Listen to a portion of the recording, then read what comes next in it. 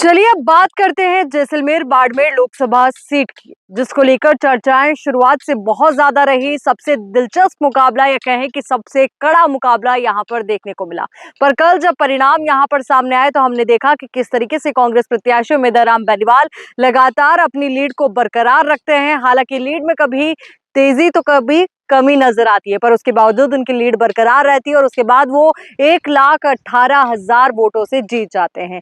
पर वहीं दूसरी ओर उनकी इस जीत की चर्चाएं तो हैं ही, पर ज्यादा चर्चा इस बात को लेकर के हो रही है कि आखिर यहाँ पर मोदी मैजिक क्यों नहीं चल पाया और रविंद्र सिंह भाटी, जिनका इतना बड़ा जनाधार है, तो वो यहाँ से क्यों नहीं जीत पाए। क्या कमी रही, क्या खामी रही, तो इसको लेकर लगातार जो राजनीतिक पंडित है वो विश्लेषण कर रहे हैं। क्योंकि हमने देखा है कि रविंद्र सिंह भाटी की रैलियों में कितनी भीड़ जुटती है, उनके सोशल मीडिया पेजेस पे कितनी फैन फॉलोइंग है। पर वहीं जो राजनीतिक विश्लेषक है वो ये मान रहे हैं कि कहीं ना कहीं उनका जो एक्शन था वो थोड़ा डिले हुआ, क्योंकि उनको इतना समय नहीं मिल पाया कैंपेनिंग को लेकर के। क्योंकि उन्होंने फैसला लिया कुछ देरी के साथ, शायद उन्हें भी अंतिम मोड़ तक की उम्मीद थी कि शायद बीजेपी उन्हें टिकट दे दे, तो इस बार शायद वो बीजेपी की टिकट से चुनाव लड़े, पर ऐसा मुमकिन नहीं हो पाया। और यही वजह है कि उन्होंने लेट ये डिसाइड किया कि कैंपेन कब शुरू करना है, इसमें वो थोड़ी सी देरी रही। तो वहीं दूसरी ओर अगर हम बात करें रविंद्र सिंह भाटी को लेकर के, तो एक जो ड्रॉबैक ये रहा कि उन्होंने सिर्फ ये देखा कि बीजेपी को लेकर के एंटी इनकम्बेंसी है,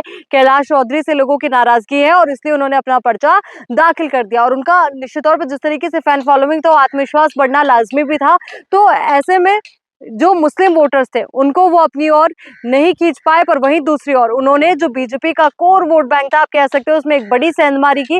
पर वहीं अगर शिव की भी अगर मैं बात करूं, जिस विधानसभा से वो विधायक है, वहां पर भी वो एक बड़ी लीड के साथ आगे नहीं बढ़ पाए जितनी उन्हें उम्मीद थी। तो तमाम पहलू है जिनको लेकर के विश्लेषण किया जा रहा है और चर्चाएं लगातार इस बात को लेकर के तेज है कि आखिर यहाँ पर ऐसा क्या कमाल हुआ, ऐसा क्या करिश्मा हुआ जिसकी वजह से कांग्रेस जीती। तो इसमें एक सबसे बड़ा रोल आप ये मान के चलिए, कांग्रेस एकजुट थी, बीजेपी को लेकर के एंटी इनकम्बेंसी थी, तो वहीं रविंद्र सिंह भाटी वो अकेले चुनाव लड़ रहे थे, लोग उनके साथ थे, पर किसी बड़े लीडर का साथ उनके साथ होना शायद जरूरी था। यही वजह कि अकेले उन्होंने चुनाव लड़ा, बेहतर चुनाव लड़ा, पर वो इस चुनाव को जीत नहीं पाए।